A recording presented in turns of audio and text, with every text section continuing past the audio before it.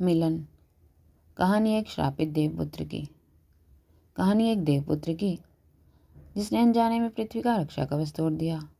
वो रक्षा कवच जो कालग्रह से पृथ्वी की रक्षा करता था, जिसके कारण ब्रह्मा जी ने उसे श्राप दिया कि जब भी कालग्रह पृथ्वी के पास से गुजरेगा, उसे पृथ्वी की रक्षा करने के लिए उतनी बार उसे पृथ्वी पर जन्म लेना होगा। अथाह समुद्र और समुद्र के बीचों बीच एक छोटा सा आइलैंड जो घने जंगल से भरा हुआ। जंगल में चारों ओर खतरनाक और जंगली जानवर की आवाजें गूंज रही। आइलैंड पर रहस्यमय जंगल में एक टूटे हुए खंडर में एक आदमी माँ भद्रकाली की बड़ी सी मूर्ति के सामने बैठा हुआ यज्ञ की अग्नि में मंत्र पढ़कर आहुति देता है। काले रंग के कपड़े, हाथ और गले में अनेक रुद्राक्ष की माला, बाल घुटनों से नीचे तक, जिनमें बालों की जटाएं बनी हुई, देखने में भयानक रूप, देखने से ही अघोर तांत्रिक लगता था।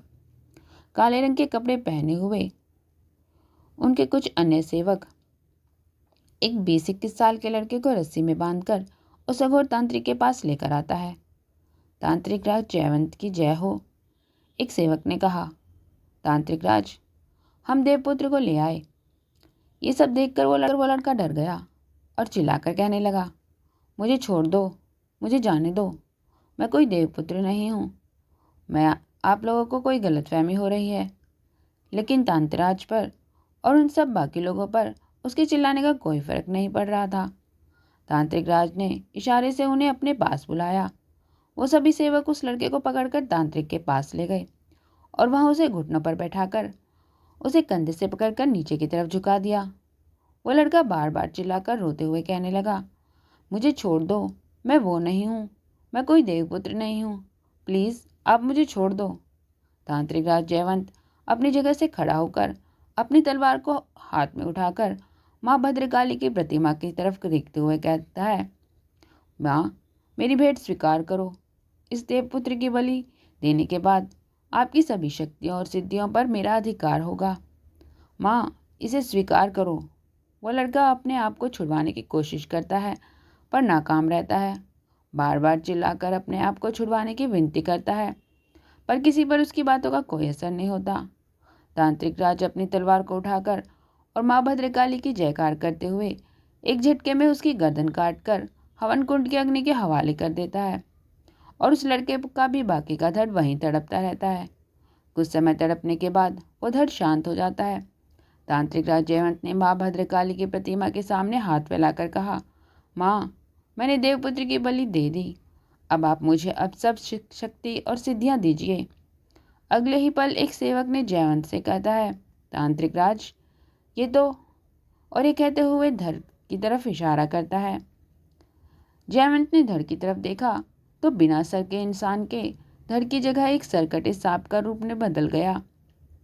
ये देखकर जयवंत गुस्से में चिल्लाकर कहता है, नागराज, नागराज, इस बार तू फिर जीत गया, लेकिन तू ये मत सोच कि ये तेरी जीत है।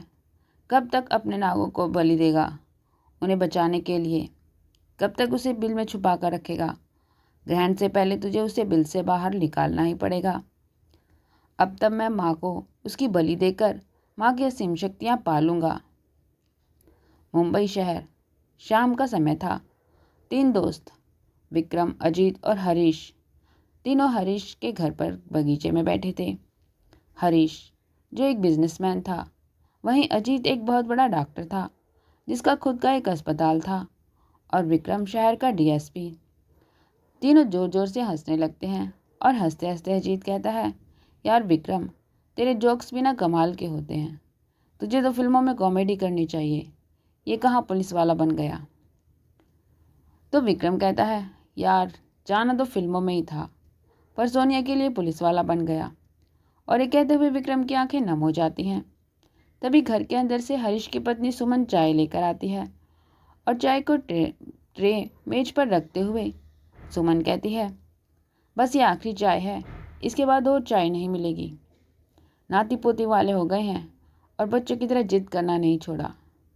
इतनी जिद तो देव भी चॉकलेट के लिए नहीं करता जितने आप तीनों चाय के लिए करते हैं। देव हरीश का 3 साल का पोता है। तभी पीछे से पायल, अजीत की छोटी बेटी, सुमन के गले में हाथ डालते हुए बोलती है, क्या करें आंटी, आप चाय इतनी अच्छी बनाती है कि बूढ़ों को भी बच्चों की तरह जिद करना सिखा दें। तब अजीत ने थोड़े थोड़े गुस्से में पायल की तरफ देखते हुए कहता है, ए बूढ़ा किसे बोलती है, अभी तो हम जवान हैं। हाँ, अभी तो आप टीनेजर बॉय हैं। और ये कहकर हंसने लगती है। और फिर सुमन और पायल दोनों हंसते हुए घर में चली जाती हैं और वो तीनों हंसते हुए अपनी अपनी चाय उठाकर पीने लगते हैं। और चाय पीते पीते विक्रम की नज़र टेबल पर जाती है तो वहाँ उसे सांप का एक छोटा सा बच्चा दिखाई देता है, जिसे देखकर विक्रम चिल्लाकर खड़े होते हुए कहता है, सांप सांप। और हरीश और अजीत भी खड़े होकर सांप को देखने लगते हैं। और तब वो सांप इंसानी आवाज़ में कहता है, घबराइए नहीं, मैं हूँ। आप तीनों को नागराज ने बुलाया है, जल्द ही। और ये कहकर वहाँ से गायब हो जाता है। विक्रम कुर्सी पर बैठते हुए कहता है, ये सपोला इस तरह आता है कि किसी दिन हार्ट फेल ही हो जाएगा। पर अब यह यहाँ आया क्यों है? हरीश परेशान होते हुए कहता है। अजीत कहता है, ये जब भी आता है कोई ना कोई कांड जरूर होता है। भगवान जाने उस एनाकोंडा ने अब किस लिए बुलाया है। हरीश कहता है, बुलाया है तो जाना ही होगा।